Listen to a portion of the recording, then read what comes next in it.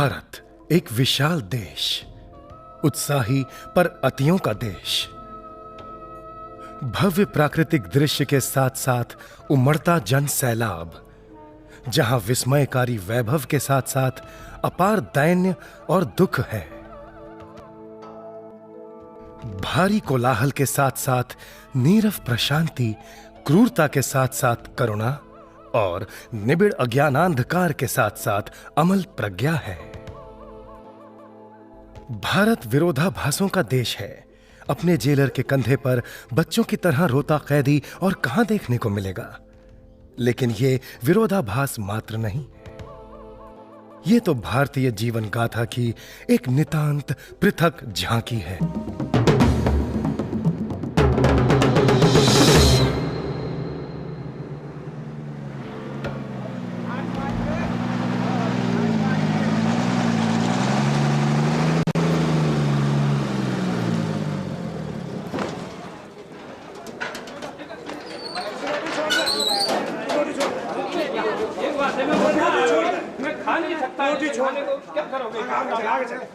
देखो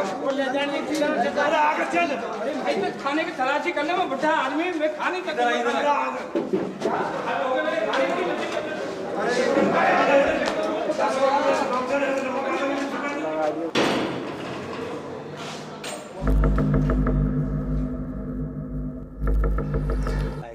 मैं 1988 में तिहाड़ आया।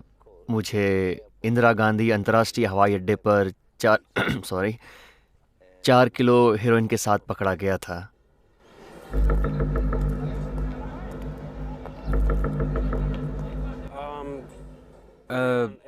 मुझे यहाँ NDPS जुर्म में रखा गया है। मुझ पर हशीश रखने का आरोप था।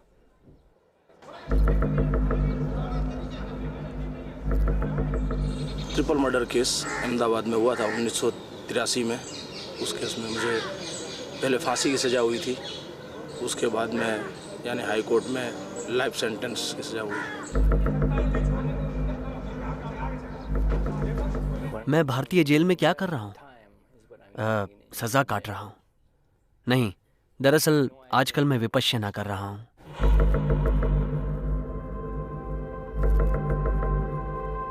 हम सब कैदी हैं और सजा है उम्र कैद की। अपनी ही कामनाओं के कैदी, अपने क्रोध, त्रास, तृष्णा के बंधक अब पैरोल की तलाश में हैं। ऐसा कौन है जिसने कभी न कभी किसी दूसरे की कोई चीज हड़पने की कामना न की हो?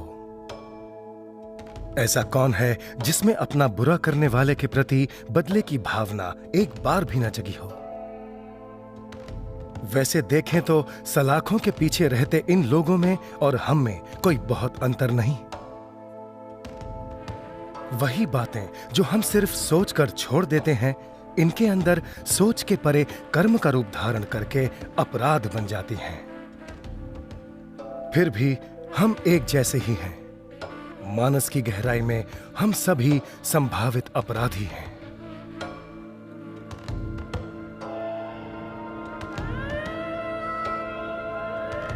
ये तिहाड़ है, दुनिया की विशाल जेलों में से एक। 10,000 लोग यहां कैद हैं, 9,000 तो अभी सुनवाई का इंतजार कर रहे हैं। भारत में इंसाफ का चक्का बहुत धीमी गति से चलता है, जैसे कोई भारी बोझ से लदा ट्रक। हो सकता है किसी पॉकेटमार को 1 साल की सजा काटने के लिए 6 साल जेल में ही इंतजार करना पड़े। हो सकता है कि शायद और 2 हफ्ते लगे, 2 साल, 3 या 4 साल भी लग सकते हैं। इन्हें क्या जल्दी है?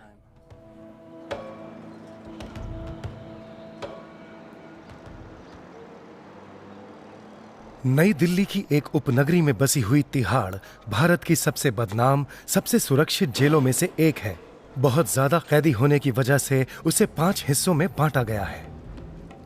दशकों से गैर इंसानी गतिविधियों की वजह से तिहाड़ बहुत बदनाम थी, एक जिंदा नर्क थी।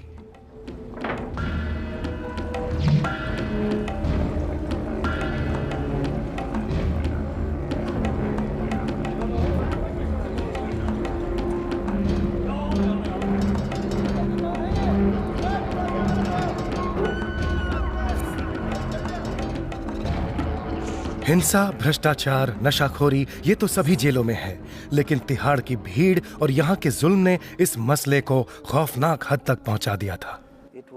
बहुत ही खौफनाक जगह थी ये।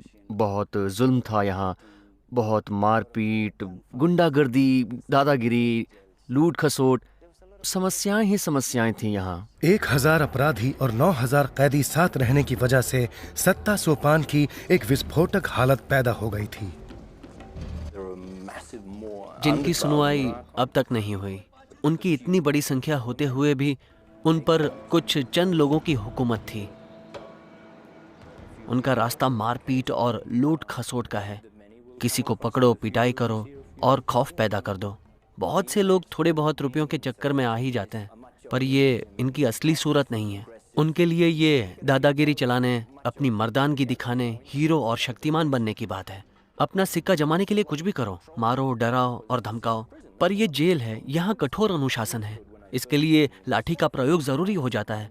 मैंने यहाँ पहली बार आते ही ये जान लिया, लेकिन उसकी भी एक सीमा है जिसे तोड़ने से परेशानियां होती हैं। जेल कर्मचारियों से यह कहा जाता है कि कैदी बस दंड, दमन और कठोर सजा के लायक हैं। उनके मुताबिक यदि मुजरिमों को पीड़ा दी गई, सताया गया, तो इस नर्क के खौफ से बाहर जाने पर कभी दोबारा गुनाह नहीं करेंगे। पर वो गलत थे।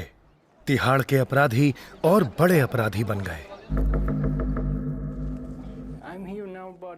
मैं 13 महीनों से यहाँ हूँ।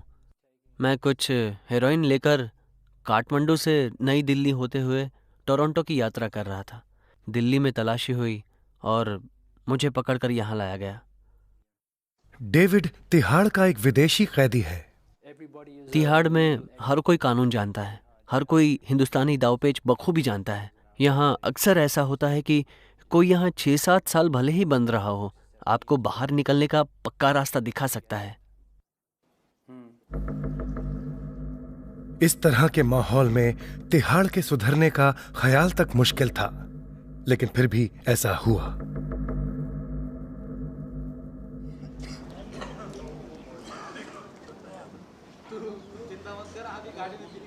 तीस मई 1993 जेल में एक नए इंस्पेक्टर जनरल की नियुक्ति हुई। इस नए आईजी का नाम था किरण बेदी, जिनकी प्रसिद्धि और दूरदर्शी स्वभाव दोनों उनके कद से कहीं ज्यादा बड़े थे।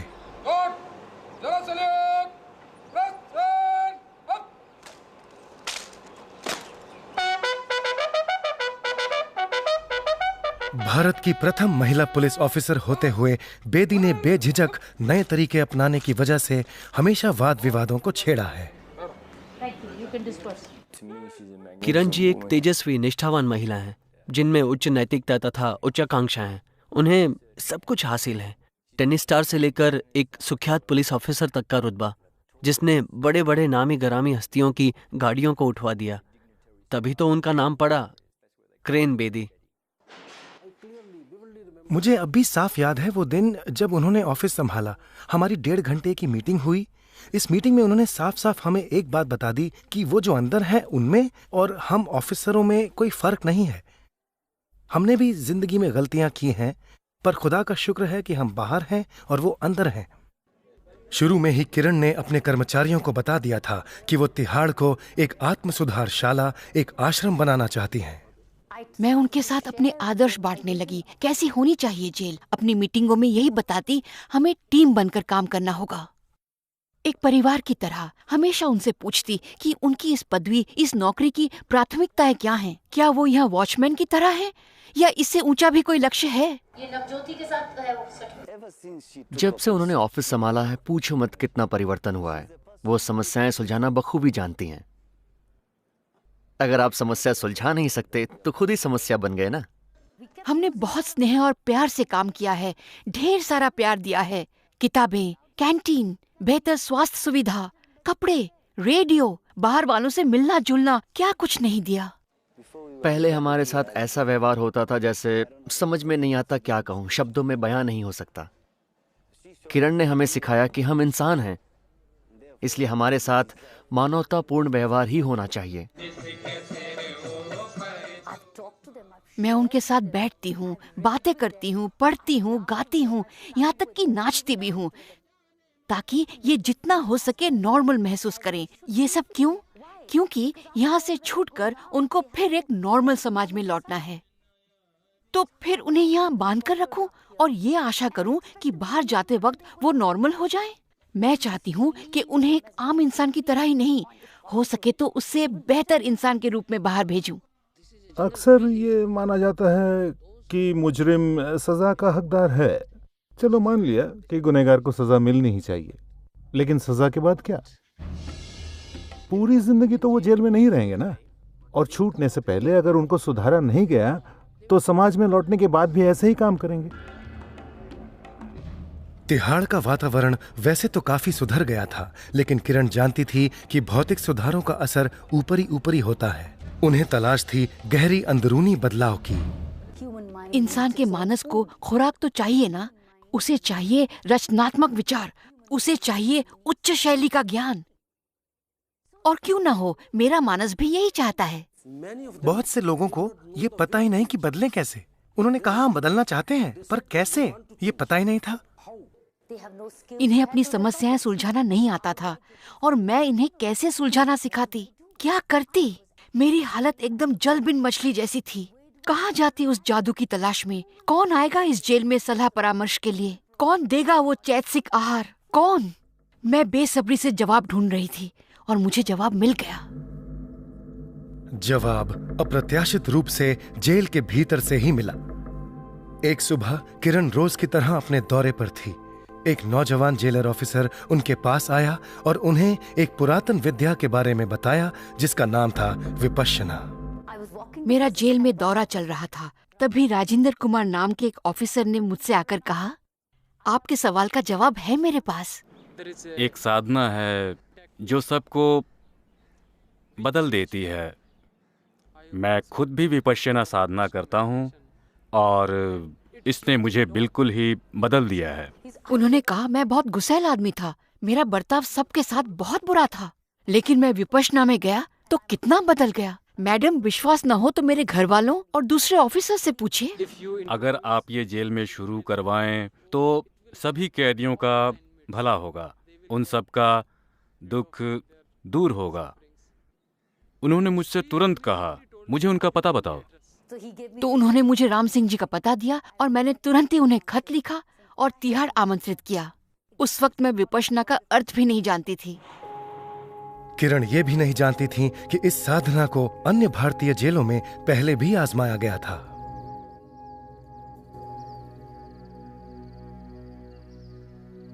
विपश्यना एक सत्य विशोधन की यात्रा है जो बंद आंखों से की जाती है।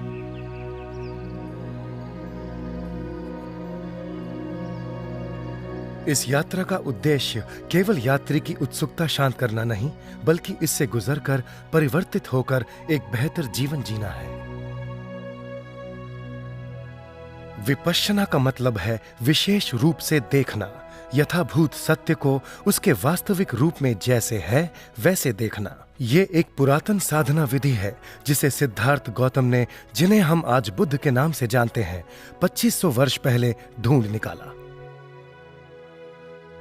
इस विद्या के द्वारा हत्यारों के संत बनने और क्रूर प्रजा पीड़कों के आदर्श शासक बन जाने की बुद्ध के समय की अद्भुत कहानियां मौजूद हैं। समय बीतता गया, सभ्यताओं का उत्थान पतन हुआ, पीढ़ियां आई और लुप्त हो गईं, किंतु दक्षिण एशिया में विपश्यना को यत्नपूर्वक सुरक्षित रखा गया और पीढ़ी दर पीढ़ी बढ़ाया गया। आज ये विद्या सिखाते हैं श्री सत्यनारायण गोयंका जी, एक भारतीय जो बर्मा देश में जन्मे पले बढ़े। गोयंका जी ने ये साधना अपने बर्मी आचार्य श्री सयाजी उबाखिन से सीखी थी। 1969 में गोयंका जी भारत आए और उन्होंने विपश्यना सिखाना शुरू किया। कुछ ही साल बाद प्रख्यात भारतीय संत श्री विनोबा भावे ने उन्हें बच्चों और कठोर अपराधियों को विपश्यना सिखाने की चुनौती दी। मैंने कहा, भाई मैं तो यहाँ विपश्यना द्वारा लोगों की सेवा करने के लिए आया हूँ। आप आयोजन करें तो मैं बच्चों का शिविर भी लगा दूं, जेल में कैदियों का शिविर भी लगा दूं। विनोबा जी ने बच्चों के शिविर का आयोजन किया जो बहुत सफल हुआ। लेकिन जेल का शिविर नहीं लगवा सके क्योंकि जेल के नियमों के अनुसार मैं साधकों के साथ जेल में भीतर नहीं रह सकता, इसलिए शिविर नहीं लगा। लेकिन उसके बाद जयपुर में सरकार ने छूट दी और वहाँ शिविर लगा, जो बड़ा महत्वपूर्ण साबित हुआ।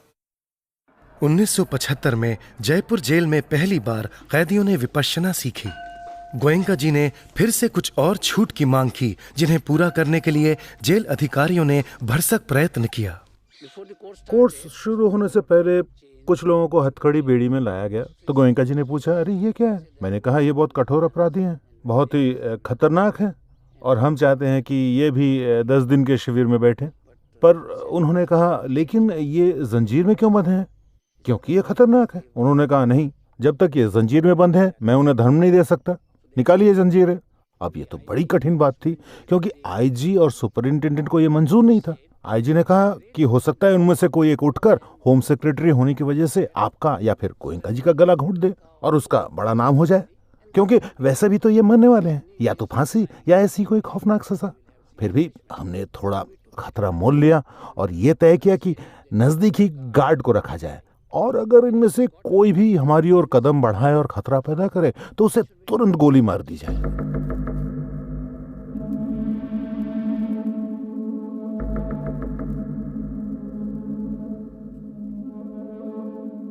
सौभाग्य से कोई गोली नहीं चली। जयपुर जेल शिविर का शांतिपूर्ण समापन हुआ। उसकी कामयाबी के साथ और जेलों में भी शिविर लगने लगे। उनमें से एक था बड़ौदा जेल। वहां के सुपरिंटेंडेंट श्री वोरा अपने कैदियों पर विपश्यना का असर देखकर इतने प्रभावित हुए कि उन्होंने स्वयं शिविर करने का निर्णय लिया। उसके पश्चात उन्होंने बड़ौदा जेल में 5 और शिविर लगाए। कैदियों के बीच और स्टाफ के बीच में जो कोऑर्डिनेशन है वह भी अच्छे तरह से चल रहा है। कैदियों को अपने फैमिली के साथ का जो व्यवहार है वह भी अच्छी तरह से चल रहा है। कैदियों में जो रिवेंज लेने की जो भावना है कि मैं यहाँ से छूट और बाद में उनको मार डालो, ऐसा कर डालो, ये सब उनमें से निकल गए। बाबू भाई ने एक गैंग फाइट के दौरान 5 मिनटों में 3 लोगों की हत्या की थी। और जो मेरी खिलाफ पार्टी थी, जिनके लिए मुझे नफरत थी, बदले की भावना थी, विपश्यना साधना से इतना परिवर्तन आया कि उनके लिए मुझे एक तरह की हमदर्दी जागी, अपने किए पे पछतावा हुआ। एक शिविर करने के बाद उन्होंने हत्या किए जाने वाले परिवार से संपर्क किया और उनसे माफी मांगी। यानी समाधान कॉम्प्रोमाइज़ के लिए वो तैयार भी हुए। और 92 में रक्षाबंधन के दिन यहाँ पे आके उन्होंने मुझे, दोनों बहनों ने काफ़ी खेलदिली पूर्वक स्व खुशी से आके उन्होंने राखी बांधी और एक भाई बहन का पवित्र नाता उन्होंने यानी जोड़ा है। और आज भी मैं उनकी फैमिली को पूरा अच्छी तरह अपनी फैमिली की तरह ही संभाल रहा हूँ। क्षमा देना और क्षमा आपना, ये दोनों बहुत मुश्किल काम है।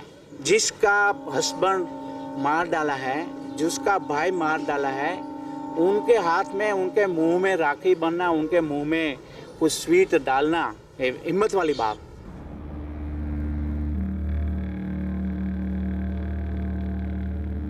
विपश्यना का शिविर 10 दिन का होता है। साधक साधिकाएं आर्य मौन का पालन करते हुए सुबह पौ फटने से लेकर रात 9 बजे तक साधना करते हैं। 10 दिनों के लिए वे एक मूलभूत अनुशासन संहिता का पालन करते हैं।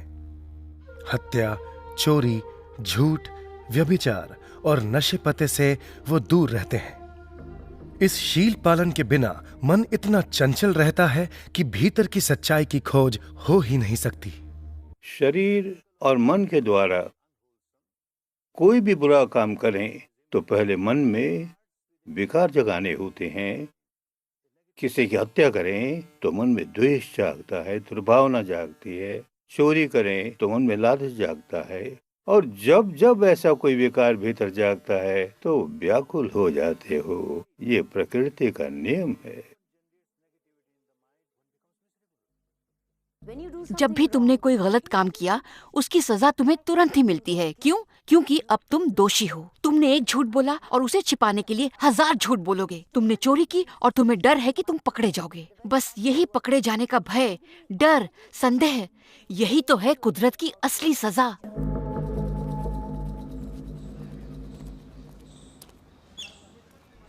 इधर तिहाड़ में किरण ने विपश्यना के शिविर की तैयारियां शुरू कर दी।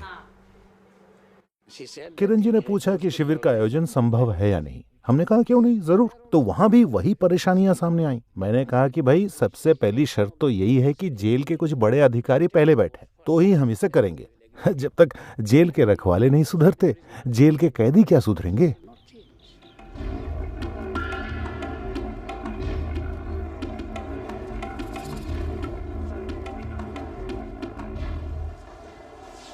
तुम्हारी इन अफसरों की छानबीन और कड़ी होनी चाहिए।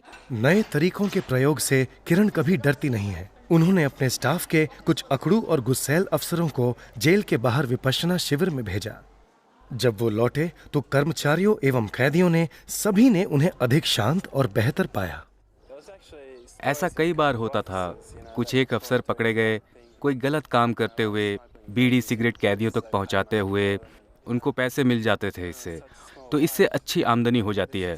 किरण जी निकाल देने वाली थी इनको, लेकिन फिर बाद में सोचा कि एक और मौका दिया जाए, तो उन्हें बुलाकर कहा, अगर तुम्हें यहाँ काम करते रहना है तो ये और ये करना होगा, और एक 10 दिन का शिविर करना होगा। जो कुछ भी तुम करो उसका फल तो भुगतना ही पड़ेगा। मेरे जीवन में तो ये तत्काल तुरंत होता है। मैंने जब भी कुछ गलत किया, कुदरत ने तुरंत चांटा मारा। मैं युद्ध का कैदी बना। मेरा परिवार अब तक ये नहीं जानता कि मैं कहाँ हूँ। मेरी माँ सोचती है कि मैं भारत में हूँ, लेकिन मैं उसे परेशान नहीं करना चाहता था, तो मैंने उसे कह दिया कि मैं विपश्यना कर रहा हूँ, और ये सच ही तो है। तिहाड़ जेल का पहला विपश्यना शिविर नवंबर 1993 में लगा, जिसमें 100 से अधिक कैदियों के साथ कुछ जेल कर्मचारी भी शामिल हुए। उन्होंने किसी पर जोर नहीं दिया, बस अपने आप देख लो। अच्छा लगे तो ठीक, ना अच्छा लगे तो ठीक, लेकिन प्लीज जाकर देखो तो सही। वो सबको पूछ रहे थे जिनको विपश्यना या ध्यान में कोई रुचि हो, और जब नजदीक के एक वार्ड में शिविर लगा तो मैं भी चला गया।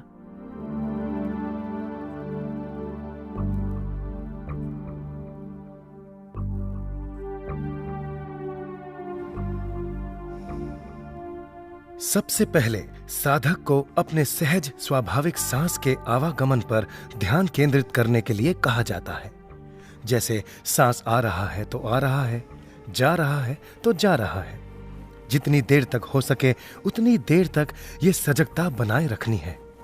सुनने में तो आसान है, पर करना उतना ही कठिन।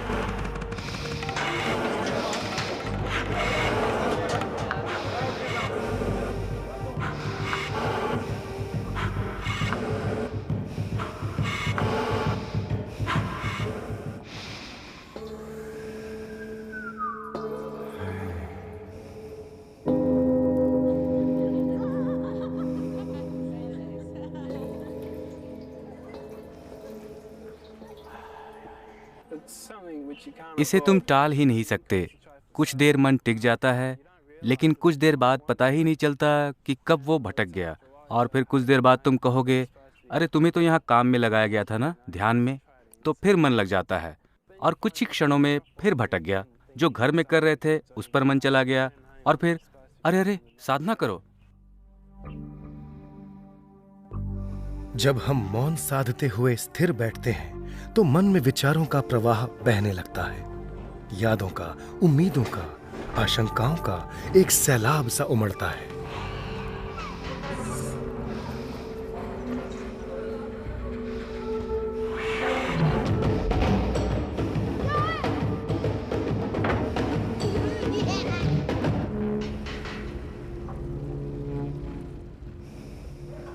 तीन दिनों के परिश्रम के बाद मन शांत होने लगता है।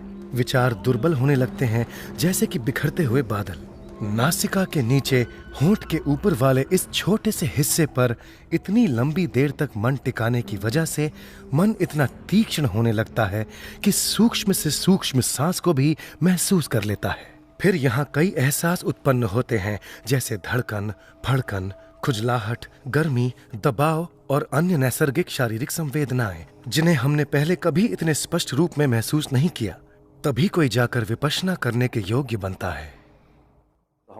विपश्यना का एक ही लक्ष्य है, अंतर्मुखी होना। और अंतर्मुखी होने के बाद जब सब कुछ शांत है और हम स्वयं शांत हैं, तो अपने अंतर्मन से परिचय होता है और शरीर में संवेदनाएं महसूस होने लगती हैं।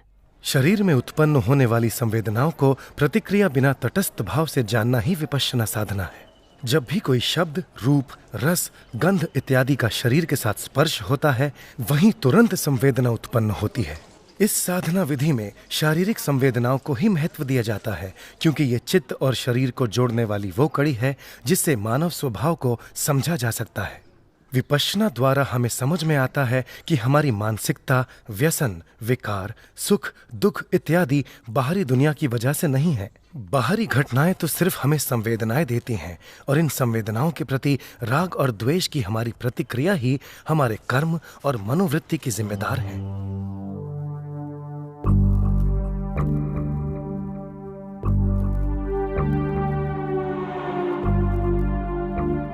शिविर के चौथे दिन विपश्यना सिखाई जाती है।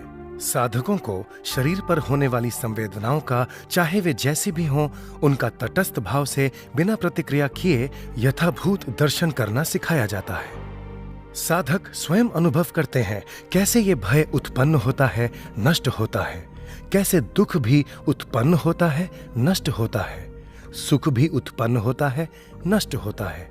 और वो केवल बुद्धि के स्तर पर ही नहीं, अनुभव के स्तर पर एहसास करते हैं कि कुछ भी नित्य शाश्वत नहीं है। नफरत, वासना, लोभ अब ये निराकार नहीं रहे। इन भावों के साथ जुड़ी हुई संवेदनाओं को देखकर, उनके अनित्य स्वभाव को समझकर मन के प्रतिक्रिया करने वाले स्वभाव को वास्तव में बदला जा सकता है।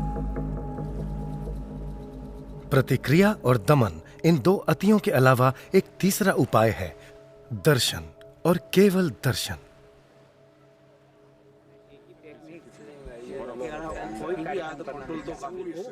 पहले ही कोर्स में इतना कुछ पा लिया कि उससे मन प्रसन्न हो गया। अब मैं सत्य को जैसे है वैसे देख सकता हूँ। कई सवालों के बहुत सारे जवाब मिल जाते हैं इसमें से। हम ही हैं जो जिम्मेदार हैं चलने के सही रास्ते पर, और हम ही हैं जो चलते हैं गलत रास्ते पर। अंतर मन में खुशी की एक लहर है।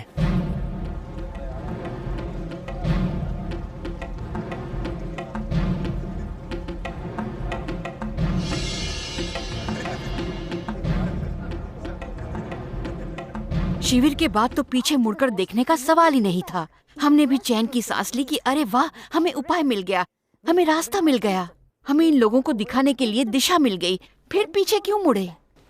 तिहाड़ के इस पहले शिविर के बाद 5 और शिविर लगे, जिससे किरण की आकांक्षाएं और बढ़ गईं। हम और लालची हो गए, हम और अधीर हो गए। सिर्फ 50-60 ही क्यों, जबकि मेरे पास 10,000 लोग हैं। क्यों न हम इस शिविर को ज्यादा से ज्यादा लोगों तक पहुंचाएं, जिससे बहुत बड़ा गहरा असर हो और बहुत लोग इसका फायदा उठा सकें।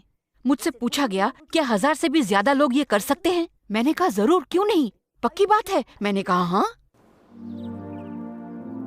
भारतीय जेलों का यह सबसे महत्वाकांक्षी प्रोजेक्ट था, और यही नहीं, इस नए युग में इससे बड़े शिविर का आयोजन हुआ ही नहीं था।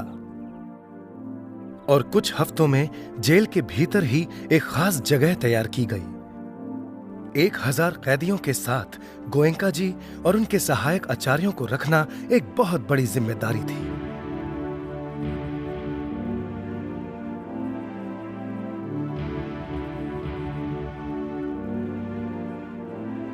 कोई यकीन ही नहीं कर सकता था कि 1000 कैदियों को एक ही जगह बिना जंजीरों के रखा जा सकता है, क्योंकि इससे सुरक्षा को एक बहुत बड़ा खतरा था। ये मेरे से विपश्यना पूछ रहे थे, मैंने कहा मैं कौन हूँ बताने का। विपश्यना विद्या जो कि आप यहाँ शुरू कर रहे हैं, एक एक्सपेरिमेंट, इससे आप कैसे, क्या लगता है कि यहाँ क्या बदलाव आ सकेगा? ये एक्सपेरिमेंट नहीं कर रहे हैं, एक्सपेरिमेंट तो हो चुके, यहाँ भी अच्छे उसके परिणाम आए हैं। परिणाम आते हैं तो लोग बैठेंगे नहीं, क्यों बैठेंगे? 10 दिन तक किसी को कहना तो मौन रहो, बिल्कुल नहीं बोलना, घबरा जाएंगे नहीं बेचारे। उनको कुछ मिलेगा तो बैठे, और मिलता है खूब मिलता है। खूब तपना है, तपोगे ना? हाँ, बहुत सुख से होता है। वो संत होने का कोई दिखावा नहीं करते, वो तो बस एक सीधे साधे विनम्र आचार्य हैं। वो तो बदले में कुछ चाहते भी नहीं। इन कैदियों के लिए उन्होंने कितना कुछ किया है। वो 11 दिन जेल में रहे हैं, वो और उनकी पत्नी दोनों, और ये कोई आरामदायक रिहाइश नहीं है।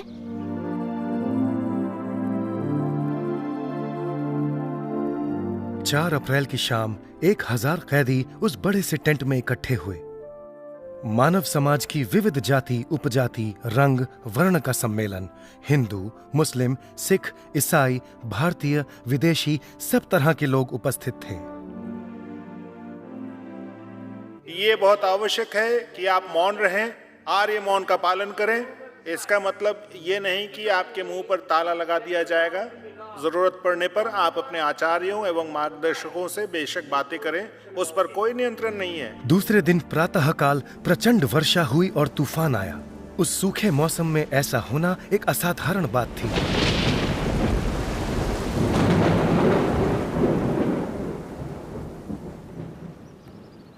पूरा का पूरा टेंट ढह गया। जितने भी आसन और दरियां थीं, सब के सब भीग गए। सुबह 3:30 बजे एक इमरजेंसी मीटिंग बुलवाई गई, इस ख्याल से कि शिविर रद्द किया जाए। लेकिन फिर सब ने मिलकर यह तय किया कि किसी भी कीमत पर इसे जारी रखा जाए। तूफान के थमते ही एक बहुत बड़ी बचाव योजना चलाई गई, तो दूसरी ओर कैदियों ने अपनी साधना अपने अपने बैरक्स में जारी रखी। शाम तक टेंट फिर से उठ खड़ा हुआ और शिविर का कार्यक्रम योजनानुसार आगे चल पड़ा।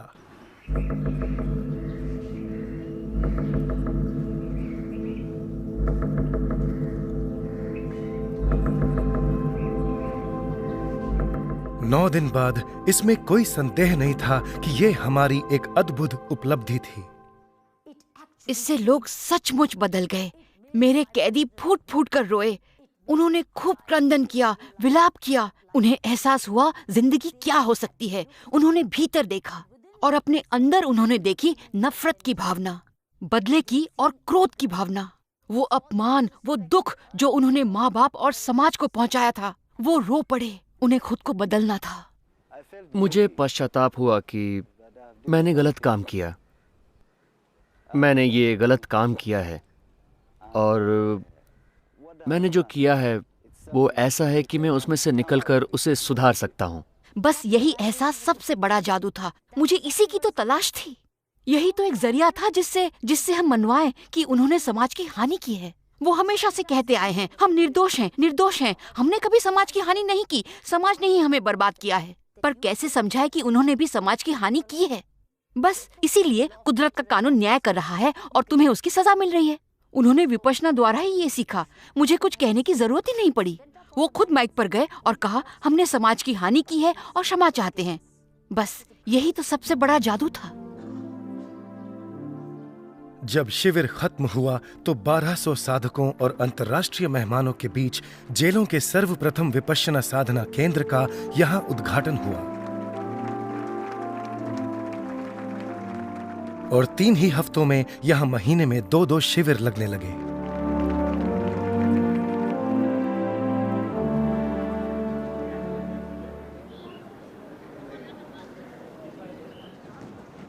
चमत्कार की उम्मीद मत रखो, समय तो लगेगा ही ना। ऐसा नहीं कि एकाएक एक अपराधी संत में परिवर्तित हो जाता है। हाँ, परिवर्तन की शुरुआत जरूर होती है। और फिर जेल का माहौल भी कितना बुरा है। एक ही शिविर में तो बदलाव नहीं आ सकता है ना। तो जब तक इस माहौल में परिवर्तन न लाया जाए और उचित कदम न उठाया जाए, उनकी साधना के लिए सुविधाएं न उपलब्ध करवाई जाए, तब तक सही मायने में परिवर्तन कैसे होगा। इस प्रणाली में विपश्यना दुनिया भर में एक ही तरह से सिखाई जाती है। वही नियम, वही समय सारणी, वही निर्देश। शिविर के दरमियान सेवा देने वाले लोग स्वयं भी विपश्ची साधक होते हैं, जो सद्भाव से बिना वेतन के सेवा देते हैं। गोयंका जी द्वारा नियुक्त किए गए सहायक आचार्य 10 दिन तक शिविर स्थल पर रहते हैं और स्वैच्छिक रूप से शिविर का संचालन करते हैं।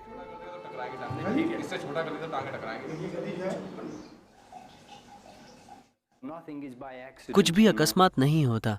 मैं आया, मैं पकड़ा गया, यहाँ लाया गया। सबके पीछे एक कारण है। क्या जरूरत थी कि मैं पकड़ा जाता कनाडा जाते हुए?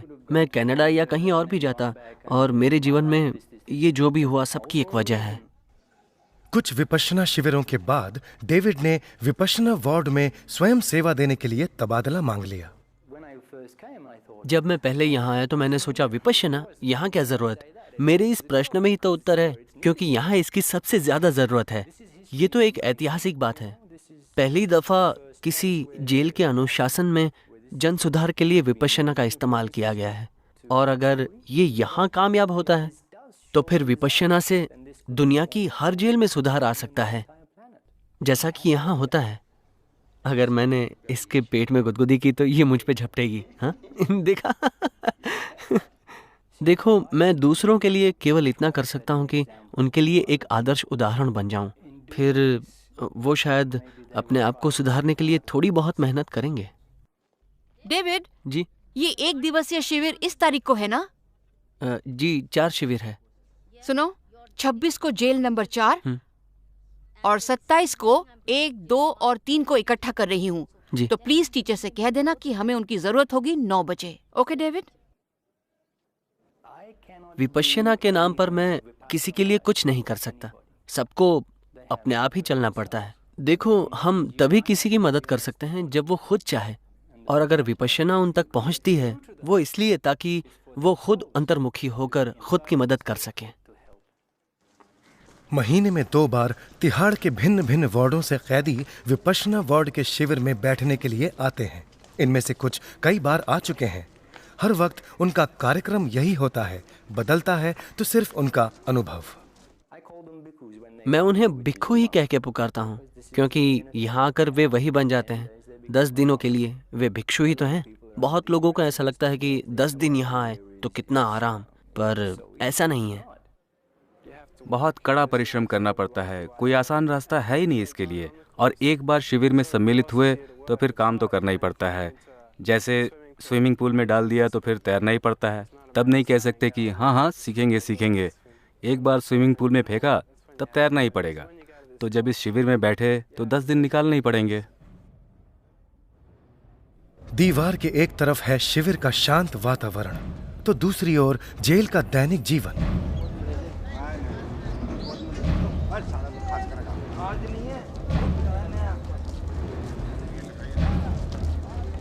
तिहाड़ में कैदियों को योग, काउंसलिंग एवं अन्य शैक्षणिक कार्यक्रम उपलब्ध हैं, लेकिन विपश्यना का शिविर इन कार्यक्रमों से एकदम अलग है और कैदियों को हमेशा इस बात का पता नहीं होता।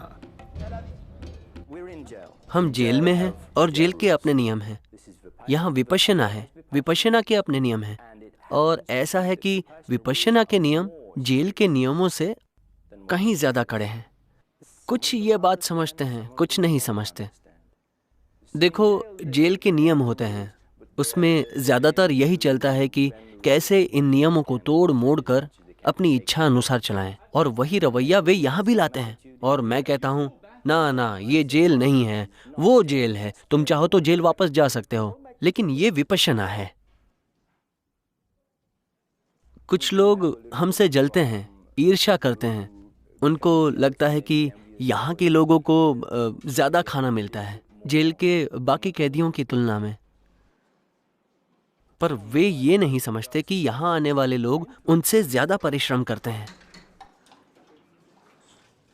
जो लोग किसी भी तरह के अनुशासन के, शिष्टता के आदी हैं, उनके लिए इसमें उतरना थोड़ा सरल हो जाता है। इस बात को समझें कि 10 दिन अनिवार्य है। मेरा मतलब है कि इतना समय तो आवश्यक ही है दीप जलाने के लिए, और कभी कभी ये दिया नहीं जलता, लेकिन एक और प्रयत्न, फिर एक और प्रयत्न, और आखिर में ये दिया जलता है और जीवन को रोशन कर देता है। कोई भी परिवर्तन आसानी से नहीं आता, परिवर्तन होने में समय लगता है। और जैसे मैंने पहले कहा आपसे कि ये बदले की भावना जो मुझ में थी, मेरा गुस्सा, मेरा क्रोध, ये अब शांत हो रहा है। मैं ऐसा नहीं कह रहा कि बस एक कोर्स कर लिया और सब कुछ एकदम से निकल गया। नहीं, ऐसा नहीं है। अभी भी निकल रहा है, शांत हो रहा है, शांत हो रहा है।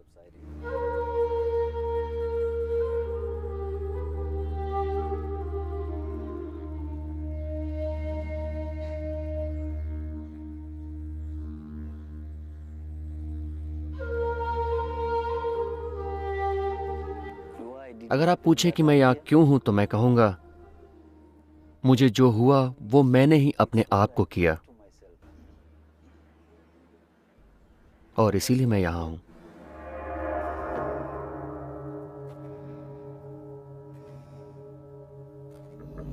मैं लोगों पर पहले की तरह विश्वास नहीं रख सकता। कभी मैं उनसे मिलता हूं और वो बहुत बुरा व्यवहार करते हैं मेरे साथ, और मैं सोचता हूं कि अगर मेरे पास हथगोला हो तो बस पिन निकाल दूं, विस्फोट हो जाए और सब नए सिरे से फिर शुरू हो।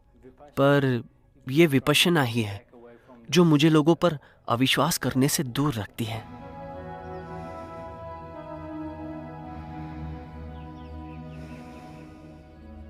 अब मैं यहाँ हूँ और विपश्यना कर रहा हूँ, जो जीवन जीने का एक तरीका है। जैसे कि आप कैसे बोलते हो लोगों से, कैसे सोचते हो, कैसा बर्ताव है, क्या करते हो औरों के लिए, क्या नहीं करते हो औरों के लिए। तभी इसे कहते हैं जीवन जीने की कला।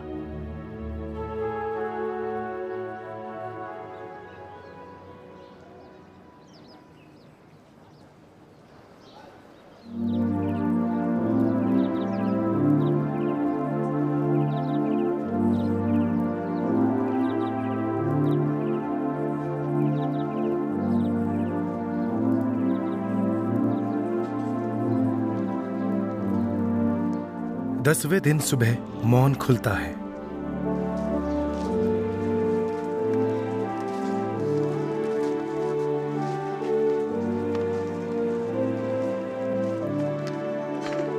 इस खास दिवस पर पता चलता है कि ये कितनी लंबी यात्रा है।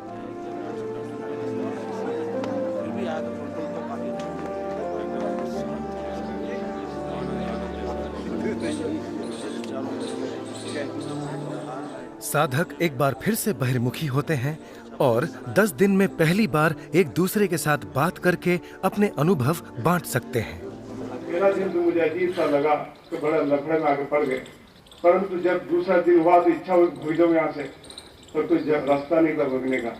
फिर मैंने सोचा अगर फंस गए तो क्या करना, इसको देख लो ये क्या चीज है आखिर, जिससे इंसान खुद ब खुद अपना दिल और मन को टटोल कर ये देख सकता है कि मैं किस रास्ते पे जा रहा हूँ। मुझे तो बहुत अच्छा मौका मिला यहाँ रहकर। पहले बहुत अफसोस होता था, लेकिन अब कोई अफसोस नहीं है मुझे कि हाँ ऐसा हुआ और मैंने गलती की, क्योंकि अब मैं भविष्य की ओर देखता हूँ, आगे। सच पूछो तो मैं एक बहुत ही रूढ़िवादी मुस्लिम घराने का हूँ। मेरे माता पिता जब प्रार्थना करते थे और हमेशा मैं बहुत जिज्ञासु था बचपन से कि आप यहाँ दुआ करते हो और वो व्यक्ति जिससे हमेशा तुम भीख मांगते हो, कहाँ है वो? क्या ऊपर है? किसी ने देखा नहीं उसको? और क्यों वो प्रार्थनाएं नहीं सुन सकता? क्यों वो पूर्वाग्रही है? मैं एक ऐसी चीज की तलाश में था जो सार्वजनीन हो, वो जो दूसरों के धर्म की बुराई ना करे, ये कहकर कि बस ये हमारा अच्छा और बाकी सब बुरा। सचमुच मैं जो ढूंढ रहा था वो मुझे मिल गया। इतने सालों से जो प्रश्न था उसका समाधान इसमें मिल गया। पहले मुझे अपने आप पर बहुत दया आती थी कि जेल में हूँ, सोचता था कि ऐसा क्यों हुआ और ये सब। मैं इतना कृतज्ञ हूँ कि विपश्यना शिविर यहाँ पर है। बस ये समझ लीजिए कि मैं कैद होने का कृतज्ञ हूँ कि मुझे शिविर में बैठने का मौका मिला। मैं कई बार सोचता हूँ कि घर लौटने पर मेरा अपना बेडरूम है, वहाँ मैं वहीं साधना कर सकता हूँ। मेरे जीवन का ये एक अंग बन सकता है। लेकिन आप जानते ही हैं, पुरानी आदतें इतनी आसानी से नहीं छूटती और फिर से पुरानी लाइफस्टाइल में गिरना आसान होता है। तो यहाँ से छूटने से पहले मैं नहीं जानता कि वो कब होगा, हो सकता है अगले महीने या अगले साल के अंत तक। लेकिन मैं सचमुच ये चाहता हूँ कि शिविर में बैठूँ, उसे पूरा करूं और दूसरे ही दिन निकल जाऊं यहाँ से।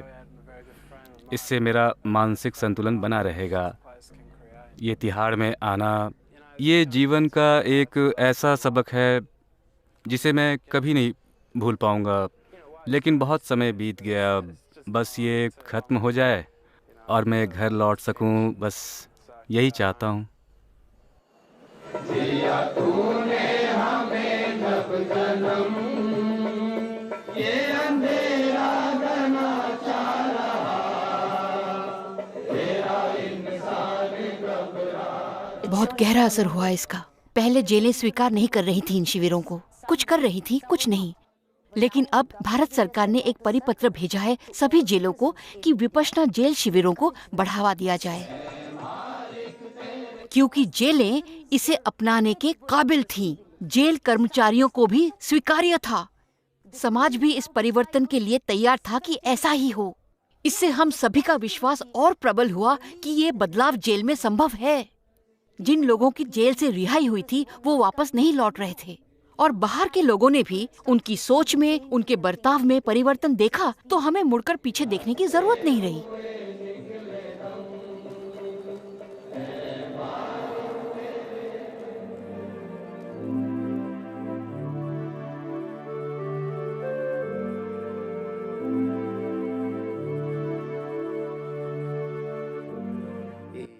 ये साधना जो यहाँ सफल हुई है वो दुनिया में हर कहीं सार्थक होगी। पश्चिमी जेल हो या पूर्वी जेल, पश्चिमी इंसान या पूर्वी इंसान, कोई फर्क नहीं है। फर्क होता है जीवन स्तर का। लेकिन वास्तव में हम सभी एक जैसे ही हैं। दुनिया के हर कोने में संस्कृतियां अलग अलग होती हैं, परंपराएं अलग होती हैं, लेकिन मनुष्य अलग नहीं है, उसकी मनोवृत्ति अलग नहीं है, सरकारें अलग नहीं हैं। ऐसा लगता है कि भारत सरकार बहुत सख्त है और जेल में यहाँ बहुत बेहाली है, लेकिन यह तो एक तुलना मात्र है। जेल में अगर सारी सुविधाएं उपलब्ध करवा दी जाए, फिर भी इसका मतलब ये नहीं बनता कि जेल अच्छी हो। लोगों का रवैया कैसा है, ये अधिक महत्वपूर्ण है।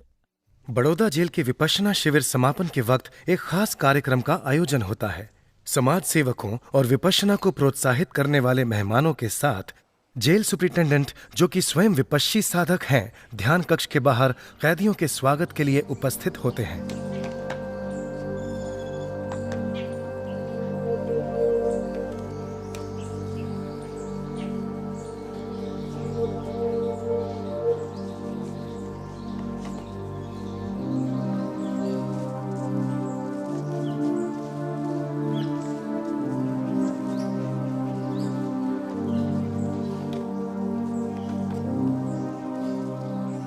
इस देश में इतने विभिन्न तबकों के लोगों का सम्मिलन और आपसी मेल अकल्पनीय है, लेकिन इस खास दिन पर सभी दीवारें तोड़ दी जाती हैं।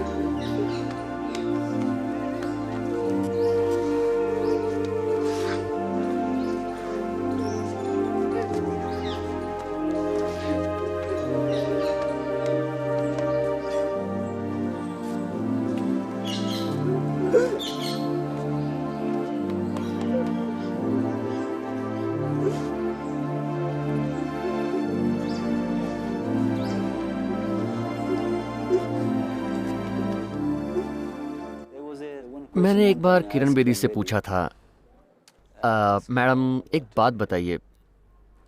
मैंने उनसे पूछा कि आप क्या मानती हैं, इस दुनिया में कितने लोग ऐसे हैं जो ये मानकर जी रहे हैं कि वो इस दुनिया में केवल अच्छाई करने के लिए जन्मे हैं और यही उनके जीवन का उद्देश्य है? कितने प्रतिशत होंगे? उन्होंने मेरी ओर देखा और शायद हम 20-30 लोग बैठे होंगे वहां, और कहा, आप ही तो हो प्रतिशत, आप लोग ही तो हो जो इस दुनिया को बना सकते हो एक बेहतर दुनिया।